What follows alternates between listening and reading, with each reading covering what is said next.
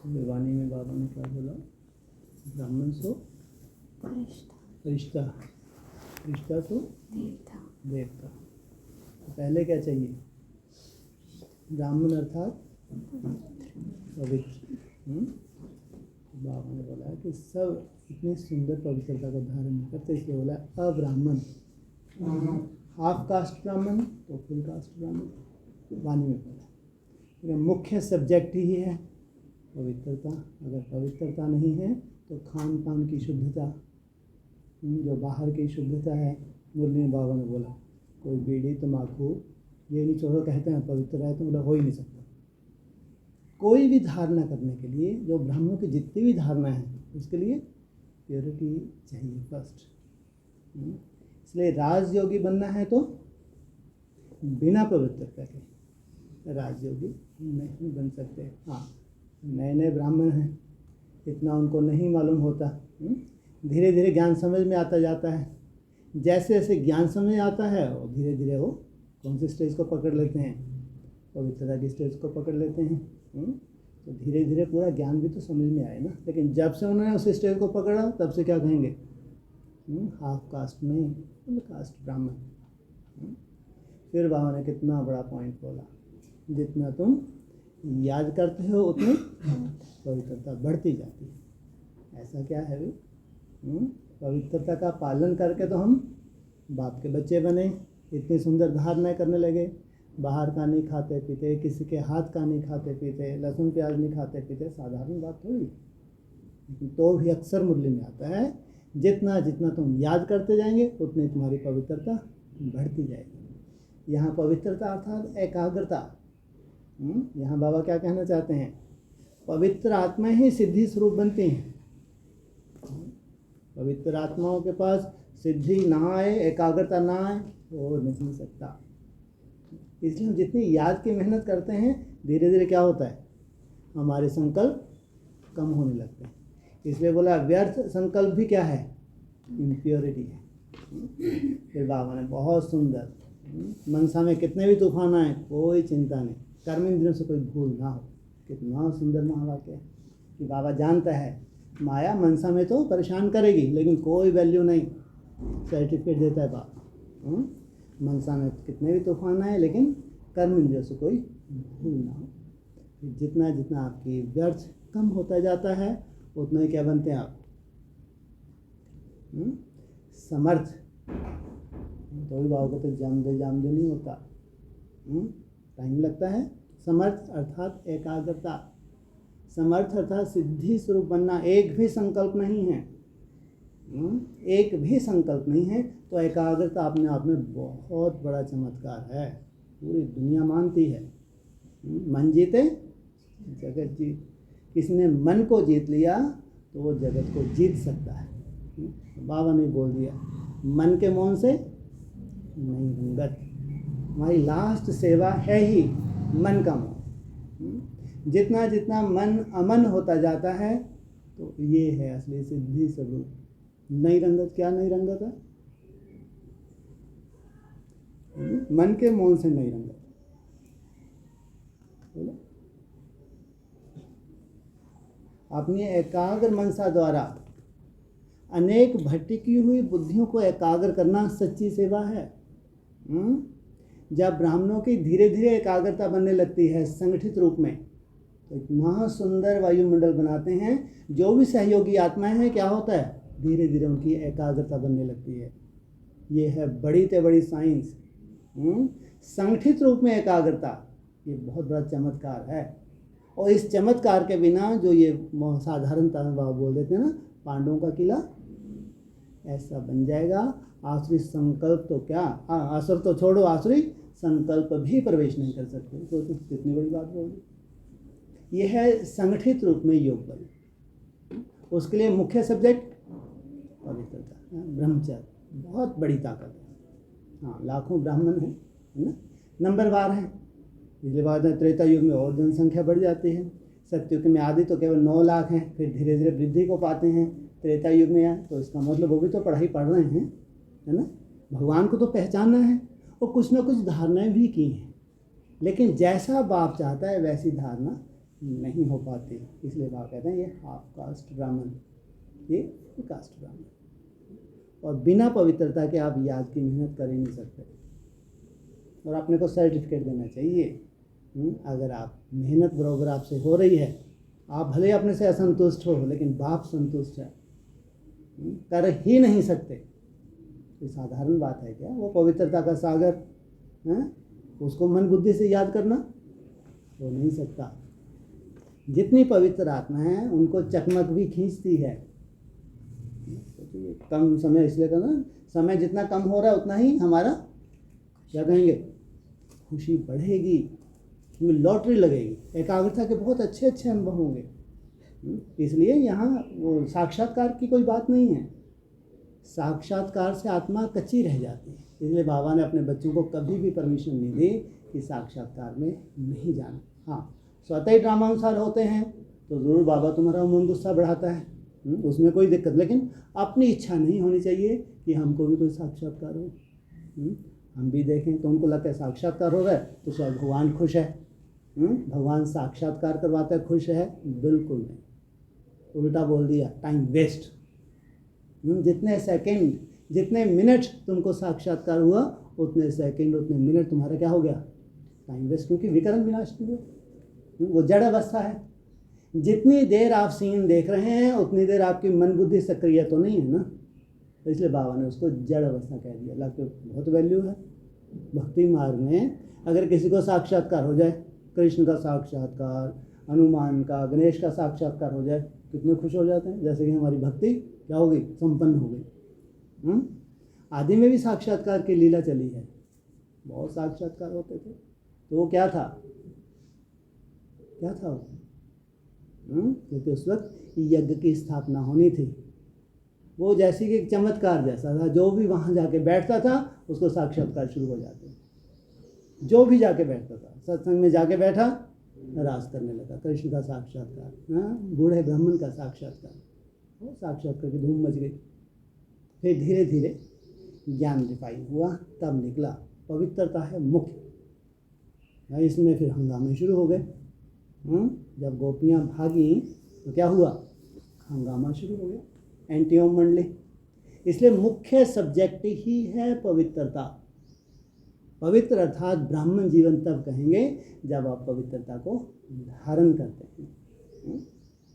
क्यों? उसके पीछे क्या होने वाला है, राजयोग सिद्ध होना है, एकाग्रता की शक्ति बढ़नी है।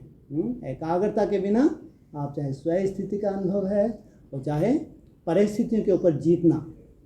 इसलिए बाबा अक्सर कहते हैं ना, माया आती है तो एक सेकंड में स्टॉप बोला तो तुम्हारी शक्ति इमर्ज हो जाए। आज लगता है ये कैसे होगा बाबा, हम तो परवश जैसे हो जाते हैं। बिल्कुल होगा, लेकिन टाइम लगता है। जैसे जैसे एकाग्रता बढ़े स्वतः ही शक्ति इमर्ज हो जाएगी, इमर्ज करने की दरकार नहीं। जैसी स्थिति परिस्थिति बनी, समाने की शक्ति है तो स्वतः इमर्ज, सहन शक्ति जरूरत स्वतः इमर्ज, सामना करने की शक्ति स्वतः इमर्ज, जो शक्ति चाहिए जिस रूप से चाहिए वो इमर्ज हो जाती है। ये हैं पक्के पक्के ब्राह्मण। इस स्टेज तक जब तक हम ब्राह्मण नहीं बने हैं तब तक फरिश्ता नहीं बन सकते। ब्राह्मण सो फरिश्ता, इनका फर्श की दुनिया से अब डिस्कनेक्ट। जो भी देह के संबंधी देह के पदार्थ हैं, जितना भी फैलारा तुम्हारा फैलाया हुआ है, तो आइए इनको मन बुद्धि से क्या करो, मन बुद्धि से छोड़ो, बाप के हवाले कर दो। तुम ये बोझ क्यों उठाते हो? फरिश्ता बनने जा रहे हो। ये फर्श की दुनिया 63 जन्म तुमको क्या किया, दुखी तो दिया है ना। अभी भी हम क्या चाहते हैं, उनकी सेफ्टी चाहते हैं। तो भगवान से जास्ती कोई सेफ्टी कर सकता है? हाँ, फ़र्ज़ निभाओ, फ़र्ज़ के लिए बाबा ने कभी मना नहीं किया, रोज़ अक्सर रिपीट करते हैं। जो भी आपका अपने को निमित्त समझ, क्या है, अपने को निमित्त समझ, जो भी अपनी ड्यूटी है, करन करावनहार बाप है। निमित्त बन करना कितना बड़ा है, इसको कहते हैं निर्माण। और दूसरे शब्दों में बाबा ने क्या कहा, निमित्त भाव, तो उसको क्या कहेंगे, फरिश्ता। तो ज़रूर जब ऐसे सुंदर डायरेक्शन को तुम फॉलो करते हो तो फिर हर कदम, जैसे अक्सर कई बार ये होता है, कोई ब्रह्मा कुमार कुमारी पसंद नहीं आती तो फिर डायरेक्शन ही नहीं लेते, है ना। वो बाबा की जिम्मेवारी। अगर उनका अपना स्वभाव संस्कार है तो ये अगर आपको लगता है बहुत ऊंची स्टेज चाहिए तो डायरेक्शन ही तो लेनी है। वो कोई मना करते हैं क्या? निमित्त आत्माओं से डायरेक्शन ले ली। कहीं आपको जाना है, आना है, कभी मना करती है कोई बहन, कोई भाई हो? लेकिन आपने कौन सा सर्टिफिकेट ले लिया? कौन सा सर्टिफिकेट दे दिया आपने आपको, है ना, कि तुम पूरा यज्ञ के लिए हो। जबकि हो अपने घर गृहस्थ में, अपने घर गृहस्थ में निभा रहे हो, लेकिन बाबा तुमको सर्टिफिकेट देता है। अब तुम वहाँ के किस लिए हो? वो क्या है तुम्हारा? वो तुम्हारा सेवा स्थान है।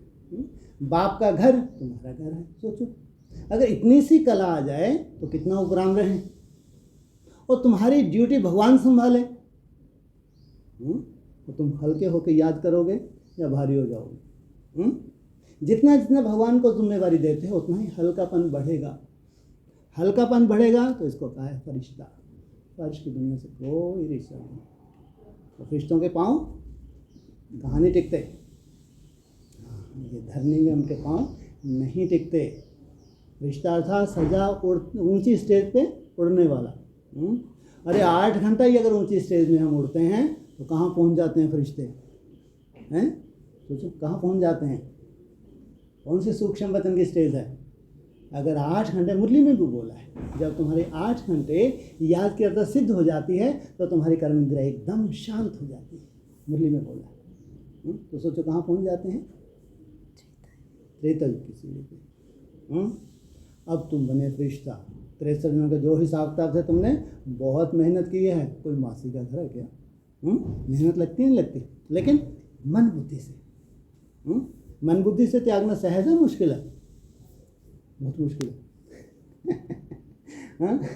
तो बाबा कहते हैं आज बाबा को देते हैं फिर ले लेते हैं। कैसे ले लेते हैं? ये कैसे हो सकता है? हल्के रूप में लेते हैं, है ना। ऐसा नहीं कि ले लेते हैं, माना ऐसे उनको कोई दिखते ही नहीं है, ऐसे श्रेष्ठ ब्राह्मण कोई जो हर डायरेक्शन पूछ के करें। तो उनको लगता है क्या फॉर्मेलिटी करनी है ना। दीदी भी हाँ तो कहेगी। तो फिर क्या किया तुमने? हाँ, दीदी बहुत एकाग्र बुद्धि है, बहुत सुंदर श्रीमत पे चलने वाली है, फिर वो तोल के तुमको डायरेक्शन दे कि उसकी तो बहुत बड़ी जिम्मेवारी हो गई। ऐसी दीदियाँ भी हैं, बहुत अच्छी एकाग्र बुद्धि हैं। उनसे जब डायरेक्शन लेंगे फटाक देखो आज तो बाबा ने ये बोला है। जिसमें कल्याण है उनके द्वारा फिर तुमको वही डायरेक्शन मिलेगी। भगवान कभी तुम्हारा अकल्याण होने ही नहीं देगा। तो यह ब्राह्मण सो कौन सी स्टेज? फरिश्ता। अब तुम्हारी जो 63 जनों के हिसाब किताब थे वो हल्के हो गए। अंदर से तुम महसूस करते हो कि अब तो मज़ा आ रहा है, याद में भी मज़ा आ रहा है। पहले मन बुद्धि खींचती थी क्योंकि 63 जनों के हिसाब किताब थे तो खींचती है, कोई बड़ी बात थोड़ी है। लेकिन अब एकाग्रता की शुरुआत हो गई। देवता बनने से पहले कहाँ जाना पड़े? कहाँ जाना पड़े? सूक्ष्म वतन के स्टेज पकड़ ली सीधा। कोई हाँ परम धाम जाए बिना कोई देवता स्टेज धारण कर ले तो नहीं सकता। देवता बनने के लिए ज्वाला स्वरूप अवस्था चाहिए। पूरे जो भी स्वभाव संस्कार हैं अंश मात्र भी ना रहें। ये बोला है। वहाँ से तुम्हारी निसंकल्प अवस्था की शुरुआत होती है, जिसको कहेंगे परम धाम की स्टेज।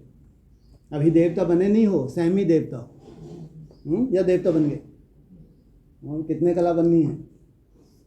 16 कला संपूर्ण निर्विकारी मर्यादा पुरुषोत्तम। कोई भी मर्यादा का उल्लंघन हो नहीं सकता, संपूर्ण निर्विकारी। इसलिए जब ब्रह्मा बाबा ने शरीर छोड़ा था तो कौन सा महामंत्र दिया? निराकारी, निर्विकारी, निरहंकारी। ये निराकारी स्टेज का कमाल है। इसलिए बाबा ने अक्सर बोल देते हैं जितना तुम याद किया था तुम्हारी बढ़ती जाती है उतनी प्योरिटी की पावर बढ़ती जाती है ना। प्योरिटी की फर्स्ट स्टेज से तुम क्या बने? ब्राह्मण सो फरिश्ता। ये फाइनल स्टेज नहीं है, ध्यान रखना प्योरिटी की। या फाइनल स्टेज नहीं है, लेकिन आप जो एकाग्र हो रहे हैं ये साधारण बात भी नहीं है, बहुत बड़ी बात है। अभी एकाग्रता से क्या होगा? धीरे धीरे तुम्हारी प्योरिटी की स्टेज जैसे से बढ़ती जाइए तुमको ऐसे छत्र छाया महसूस होगी। जैसे स्वतः ही बाबा की याद आ रही है, याद करना नहीं पड़ रहा। क्या? स्वतः ही याद आ रही है, जिसको बाबा कहते हैं छत्र छाया। बाबा अपने बच्चों को छत्र छाया देता नहीं देता? कौन से युग में देता है? सतयुग में। झाड़ के चित्र में देखो, कब देते हैं छत्र छाया? त्रेतायुग। क्योंकि बच्चे जिस स्टेज पे पहुंच गए, कोई साधारण बात नहीं है। अब भगवान को सहयोग करना है। अब लवलीन अवस्था की शुरुआत हुई है। अब महसूस करते हैं कि जैसे व्यर्थ कम होता जाता है। थोड़ी सी याद में बैठते हैं, स्वतः ही तार जुड़ जाते हैं। थोड़ी सी याद में बैठे, स्वतः ही तार जुड़ जाना। तो कहाँ तार जोड़ने में कितनी मेहनत करनी पड़ती।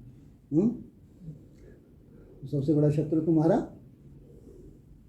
है, तार जोड़ने ही नहीं देता। बोलो, सबसे बड़ा शत्रु आलस। वो आगे तक सहयोगी है तुम्हारा। तुम्हारे को डिस्कनेक्ट कर देता है। जैसे आलस का थोड़ा सा रूप बनता है, मन बुद्धि डिस्कनेक्ट। जबकि वो स्टेज अभी आ गई, तुम चलते फिरते उठते बैठते, कभी डिस्कनेक्ट नहीं चाहो तो कभी हो ही नहीं सकते। तुम अगर थोड़ी सी हिम्मत धारण कर लो, तो चलते फिरते उठते बैठते तुम डिस्कनेक्ट हो ही नहीं सकते। इतनी सुंदर स्टेज आ गई। रावण को तो तुमने जीत लिया। रावण अर्थात 5 विकार, और अंदर से अपने को सर्टिफिकेट दे रहे हो, एकदम डिस्कनेक्ट हो गए। अब कहीं कोई लगाव की गुंजाइश नहीं, महसूस ही नहीं हो रहा। अब संबंधों को निभा रहे हो, संबंध अब तुमको खींच नहीं रहे हैं। पहले संबंध खींचते थे, ऐसे दुखदायी महसूस होता। बैठते थे, भगवान को याद करना, ऑटोमेटिक संबंधों की आकर्षण होती थी। स्वतः ही बैठे हैं भगवान की याद में, कोई ना कोई संबंध मन बुद्धि को खींचने लगे। जब डिस्कनेक्ट हो जाते हैं तो अंदर से अपने को सर्टिफिकेट देते हो कि नहीं, हो गया काम। 63 दिनों के हिसाब किताब चुप हो गए, और भगवान भी छत्र छाया लेके।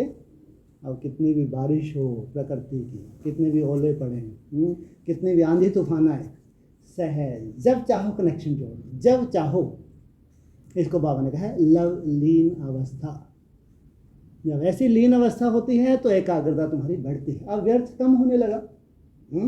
अभी समर्थ नहीं बने, क्या हो गया? व्यर्थ तुम्हारा कम होने लगा। तो यही तो तुम चाहते थे। तो खुशी बढ़ेगी कम होगी? खुशी जैसी खुराक, और तुम गुप्पा होती जाती। आत्मा खुश रहती है, अक्सर खुश रहती है, क्योंकि याद बहुत सहज हो गई। इसलिए बाबा कहते हैं सहज होगी तो निरंतर हो जाएगी। जब सहज जब तक नहीं है तो निरंतर नहीं है। कितने % बाबा ने तुमको माफ़ कर दिया? चिंता मत करो, मैं बैठा हूँ। ग्रेस मार्क्स कितने % दिए तुमको अव्यक्त वाणी में? है जी, 15% भी तो 25% भी। ये सोचो, अव्यक्त वाणी बोला 15% किनको और 25% किनको? ज़्यादा किनको मिलने चाहिए, कम किनको मिलने चाहिए? हैं जी, हैं बोलो। अच्छा, माने यहाँ जो मैं तो यहाँ मेहनत कर रहे हैं। मेहनत सबकी एक सी है, ध्यान रखना। चाहे आप घर गृहस्थ में हैं, चाहे समर्पित हैं। हाँ, यह है एक समर्पित होने के बाद आप थोड़ा सा आज़ाद हैं मेहनत करने के लिए। घर में कोई ना कोई बंधन होता है, कहते हैं तोड़ निभाना पड़ेगा, सब निभाने बाबा ने श्रीमत ही दी ना। कुछ भी ऐसा है तो तोड़ निभाओ, मना नहीं करता बाबा। लेकिन समर्पण के बाद कोई झंझट नहीं बची, लगे रहो दिन रात, भट्टी भट्टी भट्टी। तो 15% और 25%। 25% किन के लिए, 15% किन के लिए? हैं जी, अच्छा। यहाँ नए प्राणों की बात ही नहीं है। यहाँ तो एक निश्चित स्टेज पे पहुँचेंगे तो तुमको मिलनी है, सबको मिलनी। जब तुम 75% पहुँच जाते हो, वो बाबू में पास विद ऑनर। 75% का 100% के लिए कोई चिंता नहीं करनी है। वो बाप बैठा है, कभी भी तुम निरंतर योगी बनने वाले हो। 75% कोई कम बात नहीं है, जिसको बोल दिया पास विद ऑनर। धर्मराज भी सल्यूट करता है ऐसी आत्मा को। वहाँ से बाप तुमको जब एक निश्चित समय आता है 25% दे देते हैं, और फिर तुम उठते ही रहते हो, कभी नीचे आते हो। 15%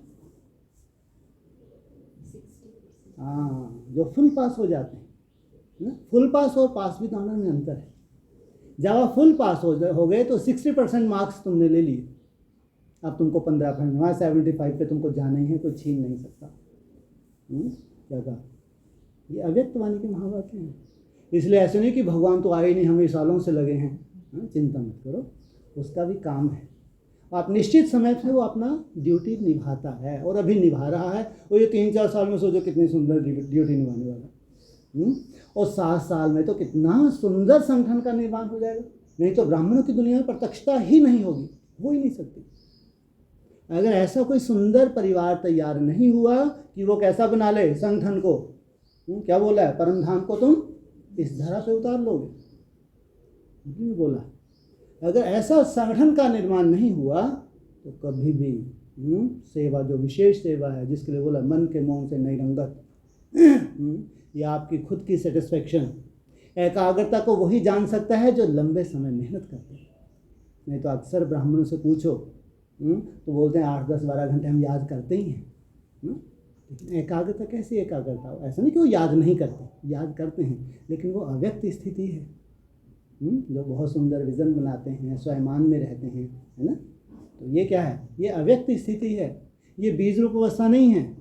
बीज रूप अवस्था में तो कोई भी संकल्प नहीं है, एकदम निसंकल्प। ऐसा नहीं कि किरणें फैला रहे। जितना बड़ा विज़न है उतना आसान होता है, ध्यान रखना। जितना सूक्ष्म विज़न बनाते हैं उतना ही मुश्किल होता है। कौन से विज़न में टिकना अब तुमको? सुदर्शन चक्रधारी किरणें लगातार फैल रही है, चलते फिरते उठते बैठते भी हो जाएगा ये। क्योंकि बड़ा है, छोटा विज़न है ना, सहज हो जाता है। लेकिन कौन से विज़न में टिकना है? Point of light. इतना सूक्ष्म कि तुमको अक्सर उसकी महसूसता होती। जैसे तुमने स्विच ऑन किया, पॉइंट ऑफ लाइट में टिक गए, तो उसमें फिर कोई भी संकल्प नहीं है, ना अच्छा ना बुरा। इसको कहते हैं ज्वाला स्वरूप अवस्था। इसी स्टेज तक हमको जाना है, चाहे लवलीन अवस्था के द्वारा या तो मेहनत के द्वारा। लेकिन बाप का बहुत बड़ा सहयोग है, यह कभी नहीं भूलना। ज़्यादातर ब्राह्मण थक जाते हैं, जब एकाग्रता की बात आती है ना, अच्छे अच्छे ब्राह्मण थक जाते हैं। लेकिन अव्यक्त स्थिति की प्रैक्टिस तो करते हैं, तो आगे चल के बाप की इनको लिफ्ट मिलेगी नहीं मिलेगी।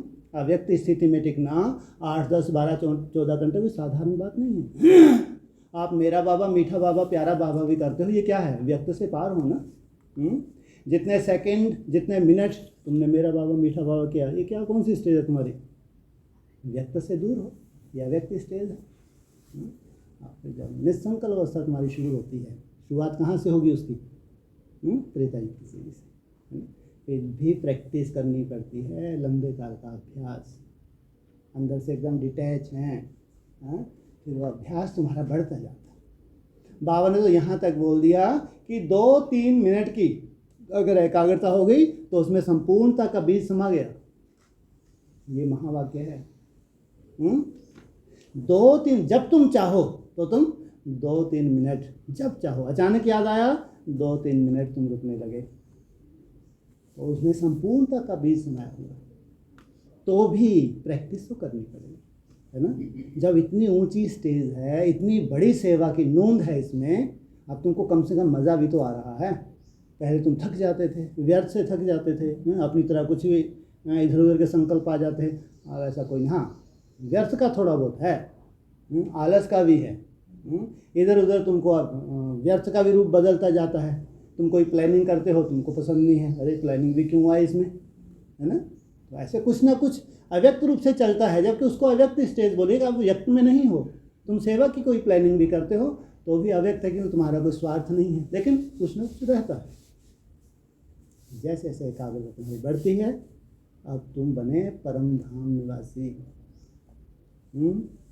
8 घंटे की एकाग्रता जब हो जाती है तो कैसे बन जाते हो? पास विद बाबा ने बोला, जो अष्ट देव होंगे वो 8 घंटे की याद की यात्रा तक पहुँचते हैं।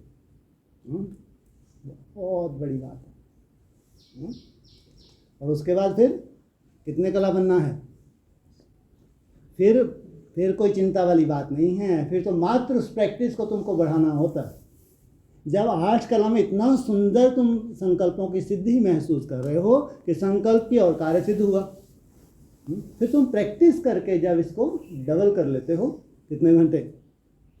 अगर 8 घंटे में तुम क्या बनते हो? 8 कलाएं। कहाँ से शुरुआत होती है 8 कलाओं की? त्रेता युग की सीढ़ी पे। ये बाहर का है, ये नहीं, वो अंदर वाली सीढ़ी नहीं है जो अभी चल रही है। तो 2-3 मिनट। है जी। हाँ, अंदर वाला जो है उसमें जब 2-3 मिनट तक पहुंच जाते हो तो तुमको बाहर भेज देते हैं, चलो बाहर की सीढ़ी में चलो। वो लिफ्ट है, वो सीढ़ी नहीं है जो प्रकाश ऐसे परम धाम में सीधा जा रहा, तो भी एक चक्कर है वो। इसलिए ब्राह्मणों की दुनिया में जम दे जाम दे नहीं होता। इतना समझदार हम बन जाएंगे, कोई ऐसी परमात्मा कृपा वाली बात नहीं है। तुम प्रैक्टिस बढ़ती जाती है और स्वतः ही हर स्टेज का तुम अनुभव करते जाते हो, हर स्टेज का अनुभव करते जाते हो। एकाग्रता बढ़ती है, हल्कापन बढ़ता जाता है, खुशी तुम्हारी बढ़ती जाती है। 16 कला संपूर्ण कहाँ पहुँच गए?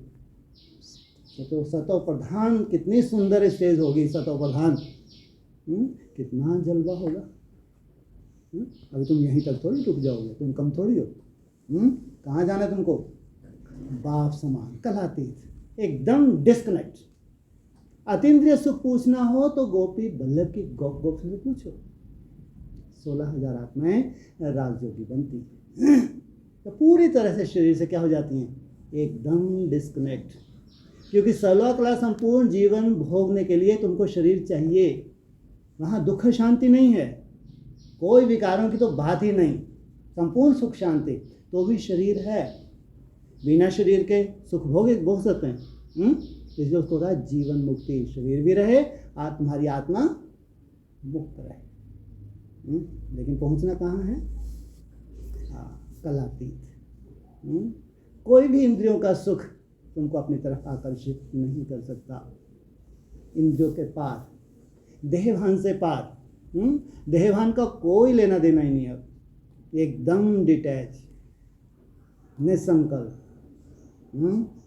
इसके लिए बोला है 84 के ऊपर तो कोई जा भी ना सके, जैसे ऐसे कि कंपटीशन करवा दिया, जबकि जीवन जीने के लिए सफिशिएंट है। 16 कला संपूर्ण, इससे ऊपर कुछ नहीं होता। भगवान कलातीत है। देवताएं कितने कलाएं होते हैं? सुंदर से सुख भोगने के लिए, सुंदर सुंदर सुख भोगने के लिए 16 कला से ऊपर जरूरत नहीं है। लेकिन भगवान कलातीत, एकदम शरीर से डिटैच, कर्मातीत अवस्था। कर्मातीत अवस्था की शुरुआत त्रेता युग की सीढ़ी से भी हो जाती है। इसलिए अव्यक्त ने बोला है आगे चल के कर्मातीत अवस्था के और रहस्य भी बताएंगे। ऐसा नहीं, वो तो एक शुरुआत हुई है त्रेता युग की सीढ़ी से, लेकिन अब तुम्हारी कर्मातीत अवस्था इतनी बढ़ती जा रही है कि एकदम डिटैच, जैसे देहभान निरंतर बना हुआ है वैसे आत्मभान निरंतर बना रहे। अब लगता है असंभव, अगर नेचुरल और नेचर हो जाए, स्वयं स्थिति में टिकना, नेचुरल और नेचर, तुमको इमर्ज करना ना पड़े। जैसे देहभान हमेशा ही बना रहता है या छोड़ता है कभी? हमेशा ही बना रहता है। ऐसे आत्मभान हमेशा ही बना रहे, हर कर्म करते हुए, जैसे कि बिंदी इमर्ज रूप में है। ये इसको कहेंगे कलातीत। ये किस लिए ज़रूरत है?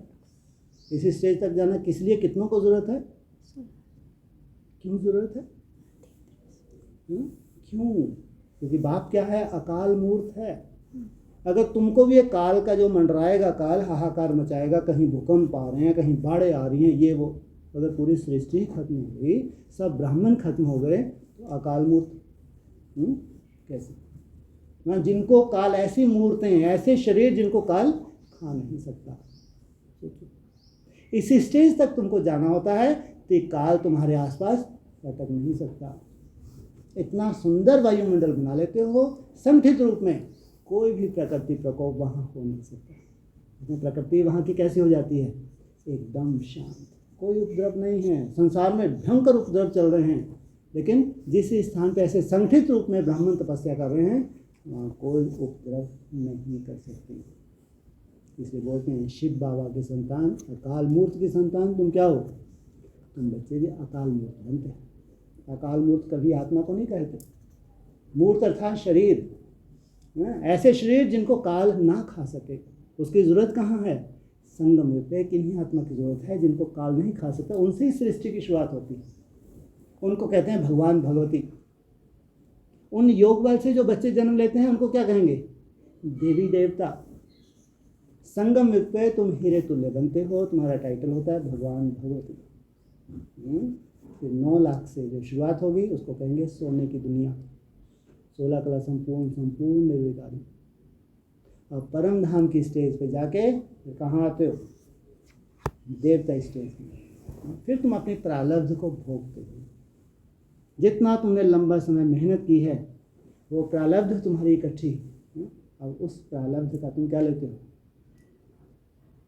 इसलिए बाबा कहते हैं ना, ब्राह्मण सो फरिश्ता, फरिश्ता सो परम धाम। बीच में फरिश्ता ही स्टेज है। फरिश्ता बनने के बाद कहाँ जाना है? परम धाम। जय बिना कोई भी देवता बन नहीं सकता। हमको शरीर छोड़ के परम धाम नहीं जाना है। हम तो जीते जी एकदम निराकारी निसंकल्प स्टेज में जाना। वहाँ से फिर ये सबसे बड़ा चमत्कार होगा साइंटिस्ट के लिए। जीते जी बाबा ने मिसाल दिया इसका, साधु का, मुरली में। अहमदाबाद का साधु क्या करता है?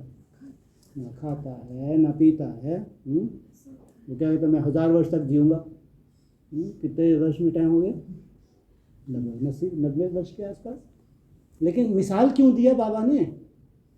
जब यहाँ कोई ऐसा अजूबा गरूबा कर सकते हैं, ब्राह्मण क्यों नहीं कर सकते भाई? ये कहते हैं हठ योग है। अरे भाई तुम हठ योग कर लो तो चमत्कार हो जाएगा।